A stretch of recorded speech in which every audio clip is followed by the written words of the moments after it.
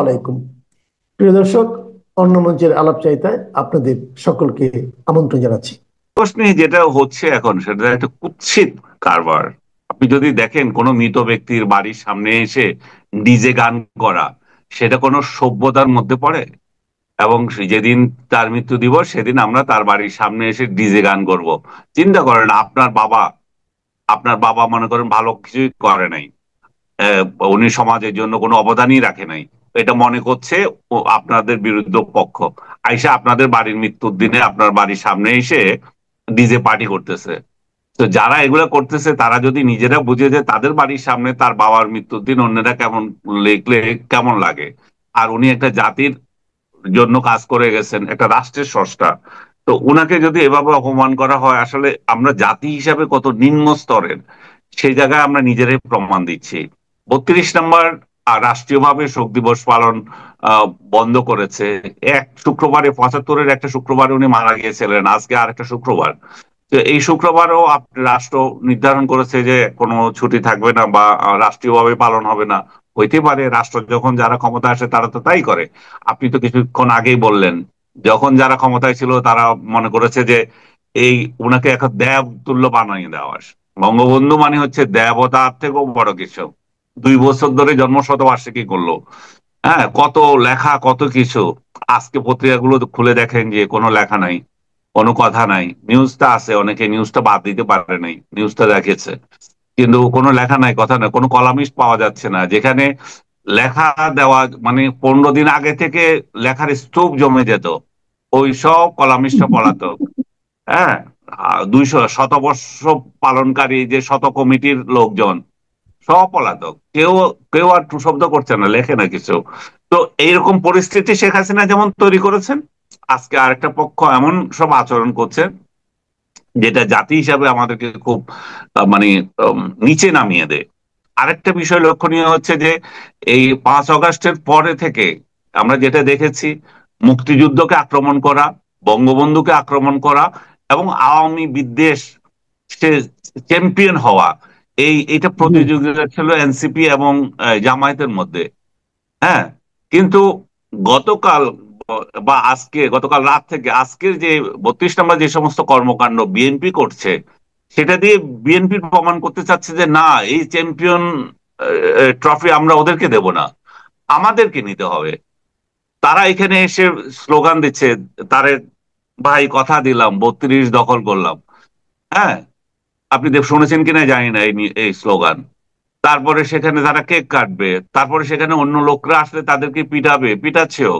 যে এই যে সংস্কৃতি, বিএনপির মতো একটা রাজনৈতিক দল যারা সামনে আমরা আশা করছি যে রাষ্ট্র পরিচালনায় যাবে, তারা যদি এই সংস্কৃতি চালু রাখে, তাহলে এটার পরিণতি এই দেশের মধ্যে কি হবে আমি জানি না। আমি এগুলো নিয়ে বেশি কথা বলতে চাই না, কারণ এগুলো নিয়ে কথা বললেও বলবে যে যে দেখেন আপনি কিন্তু আমাদের বিরোধিতা করছেন। আমি কালচারের বিরোধিতা করছি, আপনাদের বিরোধিতা করছি না। বঙ্গবন্ধু মারা গিয়েছেন, বঙ্গবন্ধুকে জাতি মূল্যায়ন করছে, বঙ্গবন্ধু মানুষের হৃদয়ে আছে। আপনি সেটাকে মুছে দিতে পারবেন না। আমি আমার একটা স্ট্যাটাসে লিখেছি, যখন কারো নাম হৃদয়ে থাকে তাকে তো আপনি ব্রাশ দিয়ে মুছে ফেলতে পারবেন না। এটা তো দেয়ালে বঙ্গবন্ধু না, ওটা তার হৃদয়ে ওই গেঁথে আছে।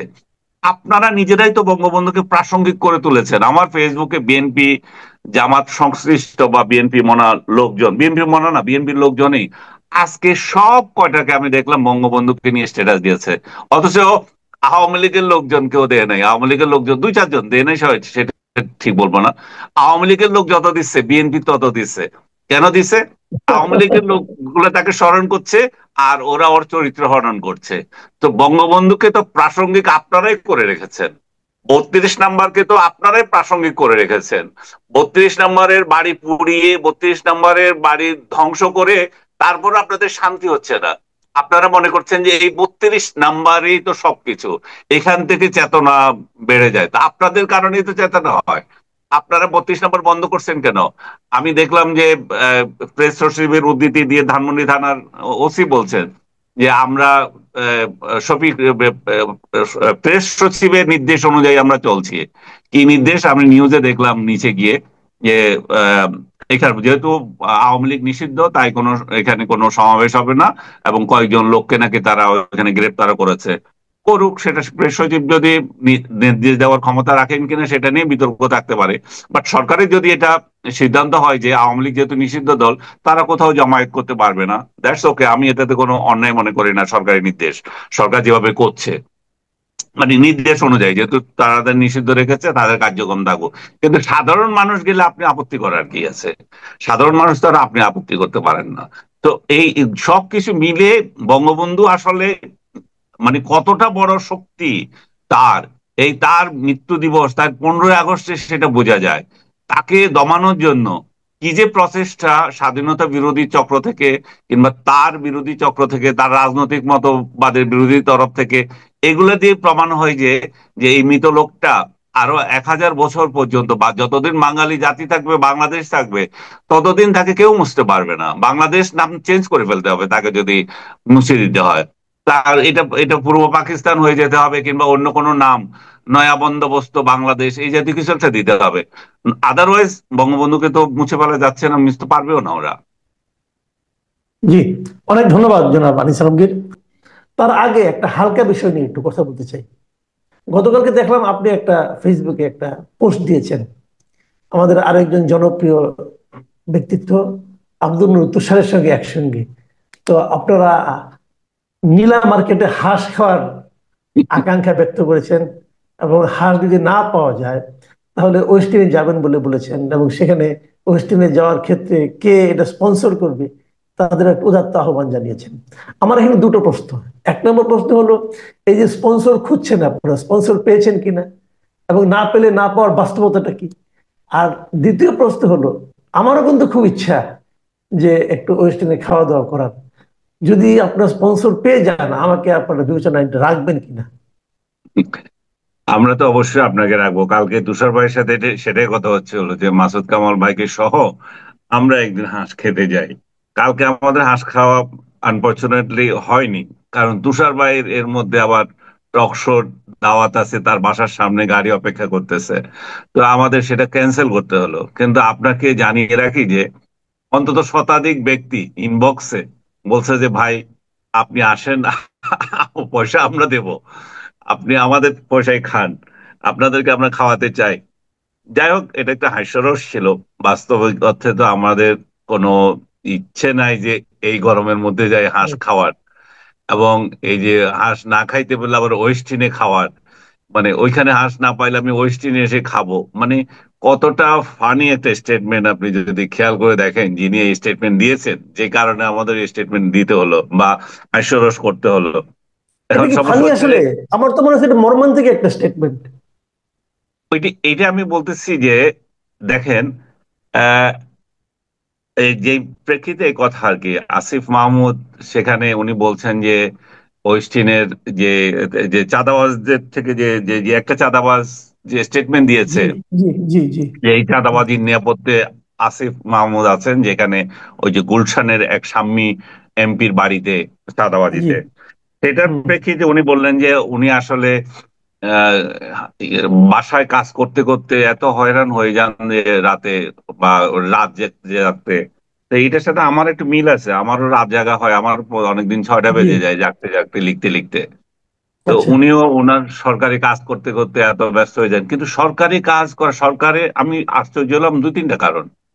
একটা হচ্ছে জি। সরকারের এরকম একজন মন্ত্রী উপদেষ্টা, তার বাসায় লোক নাই তাকে যে খাওয়াবে, তার চাকর বাকর গুলো কোথায় গেছে? এগুলো তো সরকারি নিয়োজিত চাকর বাকর আছে। আমরা তো মন্ত্রীদের বাসায় গিয়েছি, দেখেছি পাইক পেয়াদা ওইখানে কতজন থাকে, উনাকে কেউ খাওয়ানো নাই। উনি কি নিরীহ ভাবে বললেন যে তারপরে কি করবেন, আশেপাশেও কত কোনো হোটেল নাই। উনি সেই হাঁস খাওয়ার জন্য যেতে হয় পূর্বাচলে। আর পূর্বাচলে সবাই ভালো করে জানে 12টা 1টার পরে ওইখানে ওইগুলো বন্ধ হয়ে যায়। ওই রাইট। ভোরবেলায় কে হাঁস বিক্রি করবে? আচ্ছা ঠিক আছে, উনি গভীর রাতে, একেবারে শেষ রাতে গেলে হাঁস খাইতে পারলেন না। তারপর আসেন কোথায়? ওয়েস্টিনে। ভাই, ওয়েস্টিনে কে হাঁস ওই সময় কে রাখে? বা আপনি প্রাতরাশ করার জন্য আসেন, ব্রেকফাস্ট করার জন্য, ঠিক আছে, ওয়েস্টিনে। কিন্তু একজন মন্ত্রীর ওয়েস্টিনে যায়া প্রাতরাশ করতে হবে কেন? ওনার কোন এবং কোন সঙ্গে কিন্তু বন্ধু বান্ধব, বন্ধু বান্ধব নিয়ে যান কিন্তু। কোন লাট বাহাদুর উনি যে ওনাকে ওইখানে গিয়ে ইয়ে করতে? উনি কত বেতন পান? যে ওনার ওয়েস্ট ট্রেনে গিয়ে ইয়ে খাইতে হয়, তারপরে রাত গভীরে ওনার সব ওই ওই পূর্বাচলে যেতে হয় যে হাঁস খাওয়ার জন্য। তো এবং উনি আসলে ওই দিন ওয়েস্ট ট্রেনে গিয়েছিলেন কিনা সেটা ওনার মনে পড়ছে না, ওনার স্মৃতিশক্তি এত দুর্বল। উনি বই লিখতে পেরেছেন 5 আগস্টে কি আগে কি কি করেছিলেন, কিন্তু এই কয়দিন আগে 2 দিন আগের ঘটনা উনি মনেই করতে পারছেন না উনি ওই দিন ওয়েস্ট ট্রেনে গিয়েছেন কিনা। তো এই এই ধরনের, দেখেন, ছেলেটি বলবো না ভাইটি বলবো জানি না, যে রাজনীতিতে এসেছে, রাজনীতি তার পেশা যদি হয়ে থাকে, আমি তাকে দেখেছি। আমি আরো একদিন বলেছিলাম যে আমি জুলাইতে তার সাথে একটা টক শো করেছিলাম, যে গত জুলাইতে আর কি, মানে 24শে জুলাইতে।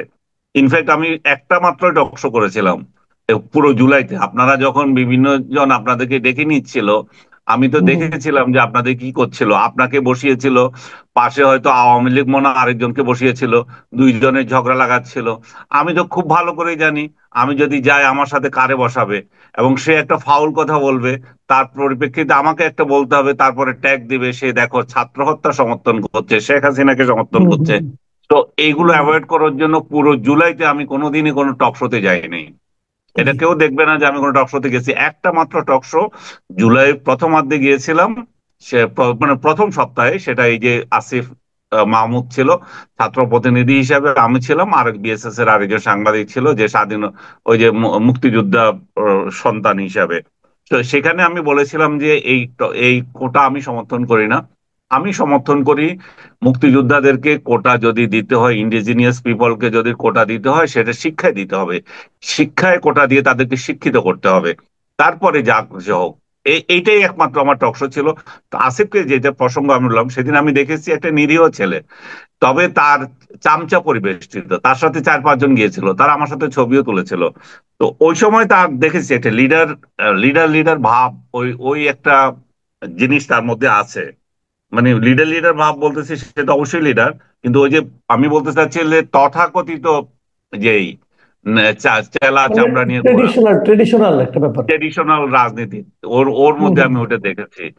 তো একজনের এম্বিশন থাকতে পারে রাজনীতি করার জন্য। এখনো দেখছি যে উনি বলছেন যে আমি তো এই সরকার ছেড়ে চলে আসব ইলেকশনের আগে আগে। তার মানে প্রমাণ হচ্ছে যে এরা, এই সরকার, এই যে তত্ত্বাবধায়ক সরকার, এরাই আবার ইলেকশন করবে। এদের মধ্যেই আছে এরকম কিছু লোক যারা যারা এই সরকারেও আছে, আবার এরা নিরপেক্ষতার ভান ধরে ইলেকশনও করবে। আপনি কালকে হুম। বোধহয় আরেকটা স্টেটমেন্ট দেখেছেন আরেকজন উপদেষ্টার, যে ফরহাদ মাজারের স্ত্রী বা বান্ধবী, যিনি আমি নামটা ভুলে গেছি ভদ্রমহিলার। ফরিদ আক্তার, হ্যাঁ, ফরিদ ফরিদ আক্তার, আক্তার। ফরিদ আক্তার। হ্যাঁ, ফরিদ আক্তার আপা বলছেন যে যে আমেরিকা আমাদের কৃষিতে হস্তক্ষেপ করতে চাচ্ছে, এবং নন ডিসক্লোজার ট্রিটির যে বিষয়টা উনি বলছেন যে এভাবে যদি চলতে থাকে, উনি একটা সরকার বিরোধী একটা স্টেটমেন্ট দিয়েছেন। আমি দেখলাম যে আমাদের প্রেস সচিব শফিক সেটাকে আবার ডিনাই করছেন যে এটা সরকারের বক্তব্য না, এরকম না। তো রাষ্ট্রের মধ্যে দেখেন এরা এরা মানে যে যার মতো করে আচরণ করছেন। এই যে সিপিডির নেত্রী একজন বললেন যে এরা সব অ্যামেচার। রাইট। হ্যাঁ, বেসিক্যালি আসলে অ্যামেচার এরা সবগুলো। এখানে উনি খুব ভালো করে বলছেন যে ইন্টার্নি করতে গেছেন। এদের সমস্ত কার্যক্রম ইন্টার্নির মতো।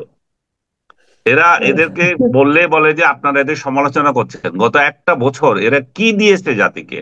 এই জন্যই বলছি যে তাদের সাথে কোনো ব্যক্তিগত শত্রুতা নাই। এই ডক্টর ইউনূসের সরকারের সাথে ব্যক্তিগত শত্রু নয়, আমি পার্সোনালি, উনি আমার দেশি ভাই, আমাদের বদ্দা। তো আমরা চাই যে উনি একটু ভালো কিছু করে যাক, কিন্তু সেটা যেহেতু হয়নি, তাহলে একটাই এখন উপায় হচ্ছে যে ওনার ওনার শান্তিপূর্ণভাবে একটা নির্বাচন দিয়ে চলে যাওয়া। আমি এবং আব্দুল তুষার, ওনার যেদিন 6 মাস পূর্ণ হলো, সেই দিন একটা টকশো করেছিলাম যে আমরা 6 মাস কিছু বলি নাই।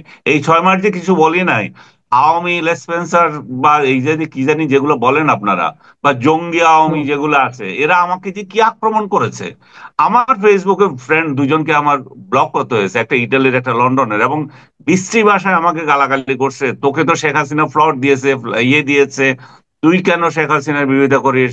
আমি জিন্দিগিতে কোথায় শেখ হাসিনার প্লট সেটাও আমি খুঁজে পাইলাম না। শেখ হাসিনার সাথে জিন্দিগিতে কোথাও ভ্রমণেও গেলাম না কোথাও, যে ফ্লাইটে করে সে কত চামচাকে নিয়ে গেল, জিন্দিগিতে দাওয়াতও দেয় নাই, আমারও কোনো আগ্রহ নাই। শুধু শেখ হাসিনা নয়, আমি অন্য কোনো সরকারের কারোর সাথেও যাই নাই। তো এই এই ধরনের আক্রমণ তারা করেছে, 6 মাস কেন ইউনূসের সমালোচনা করি নাই? তো তুষার ভাইকে নিয়ে যেদিন 6 মাস পূর্ণ হলো সেদিন আমি শোকটা করেছিলাম যে এখন উনারকে আর দেওয়া যায় না, হানিমুন পিরিয়ড শেষ। তো এখন তো 1 বছর পূর্ণ হয়ে গেল, এখন কি 6 মাসের সমালোচনা করা শুরু করলাম, এখন 1 বছরে দেখি কোনো কিছুই চেঞ্জ নেই। তো একমাত্র আল্লাহ আল্লাহ করছি যে বর্তমান সময়টা পার করে উনি যাতে শান্তিপূর্ণভাবে জাতিকে একটা নির্বাচন উপহার দিতে পারেন শান্তিপূর্ণ, এবং দেশটা একটা রোড ম্যাপে যাতে আমরা যাতে একটা হাইওয়েতে উঠি। এখন যেভাবে আমরা খাদে পড়ে আছি, খাদ থেকে যাতে আমরা উঠতে পারি।